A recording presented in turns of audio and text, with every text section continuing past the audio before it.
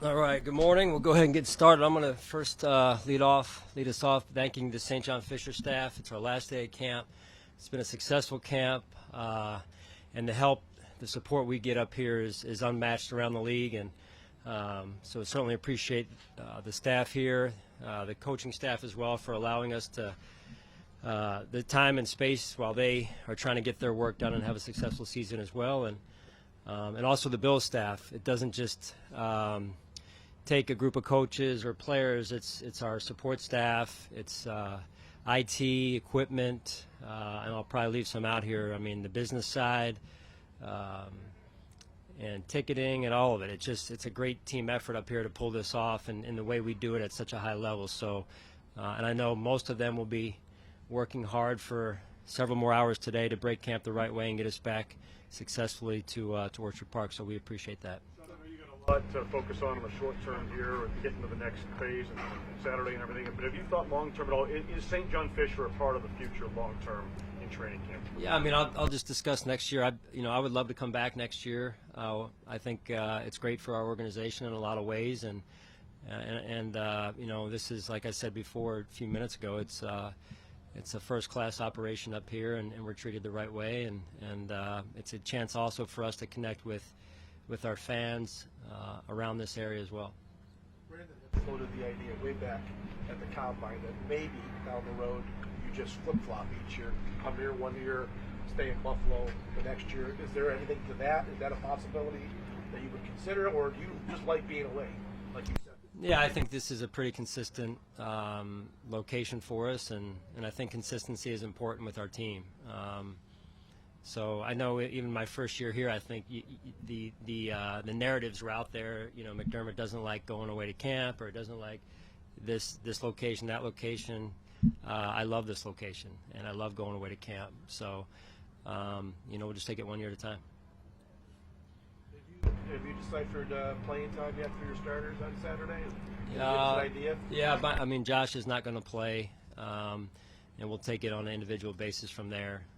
But we're going to have a pretty intense practice today, and then give our trainers and our strength and conditioning staff and myself a chance to reevaluate where we are, each individual, and what they need to do in this game perhaps, or not this game, based on how it looks today.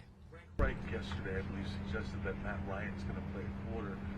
Does that change your philosophy on defense, or do you want to see whatever your philosophy is as far as who plays, to see how they do against their starting offense? Not necessarily. I mean, obviously Frank has his goals he wants to obtain or attain for his team, and we do as well. So we've got to do what's best for our team, and we'll do that in the next couple of days.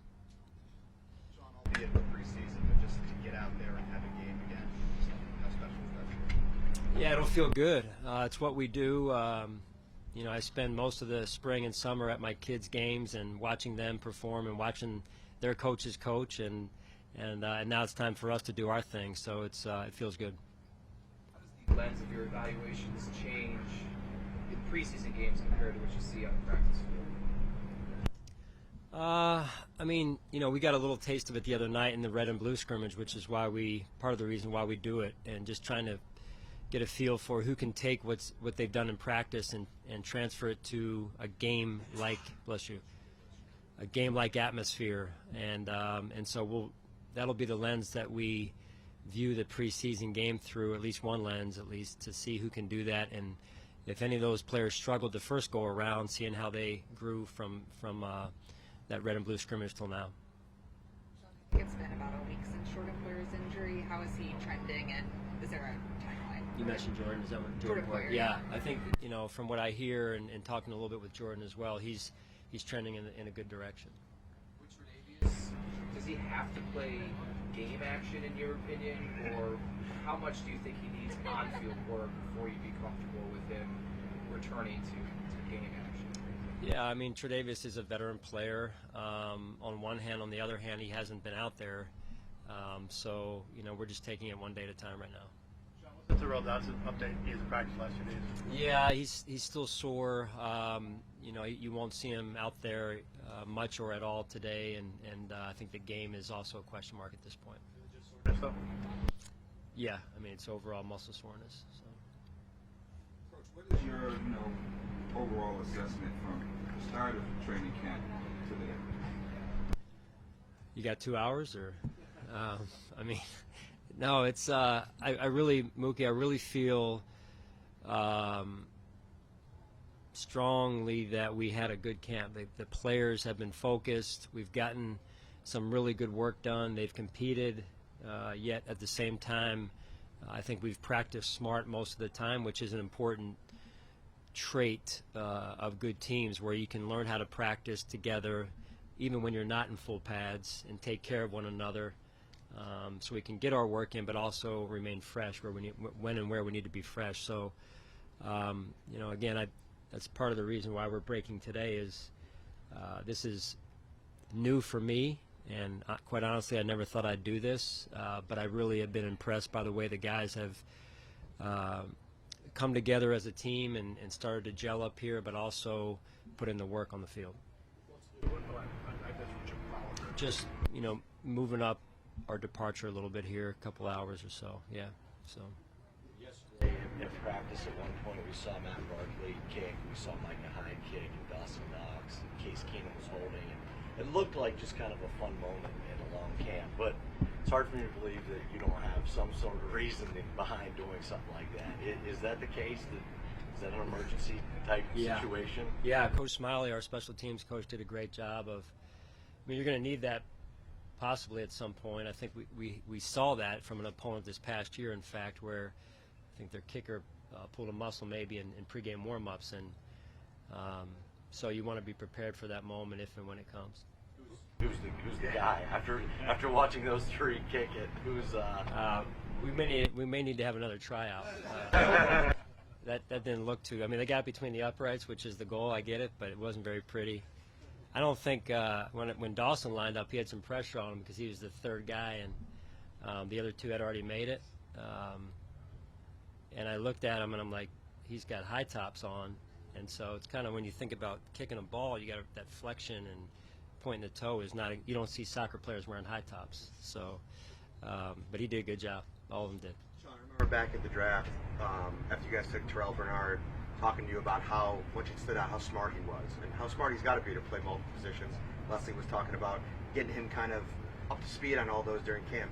What stood out to you about him, like off the field, like in the film room, and studying to kind of get up to speed in all those spots? Yeah, very conscientious young man, student of the game. He's passionate about it, burning desire to be the best at what he does, and so I think those are good traits. And then on the field, you mentioned the ability to process quickly, to add up things once the ball is snapped or even before the ball is snapped. That's a trait we look for.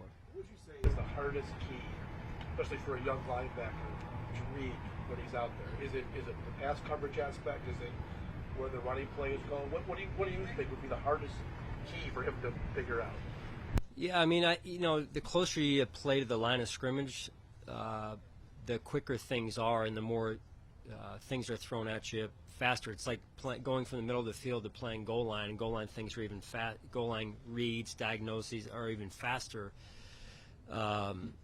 And he has an innate ability to process that information quickly. And but linebacker overall, is you're a run and pass player, right? And not that the other 10 players aren't, but it just takes some big time instincts. I know we're 2 years removed from Tommy and his myocarditis, but you see him out here and he's still making plays and he's fighting for a roster spot.